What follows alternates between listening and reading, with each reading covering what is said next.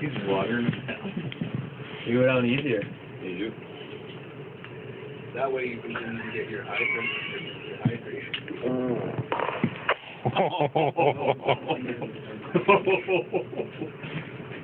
I first imagine the fucking egg farts you can have.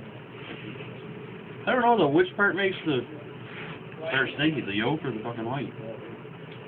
Anybody investigate Something we will find out. Google. Oh yes, it's on its way. I'm pretty The sure verdict is on its way. pretty sure it's the egg whites. Probably a combination of both, because I eat 6 egg whites every morning. I'm home and fuck, I'm just disgusted all day. Yeah, 52 and a half minutes. My kid finds it pretty funny. The fact that there's 50 eggs here is starting to worry. Yeah, Daddy has a stinky bum. You see, Mommy, tell her she has a stinky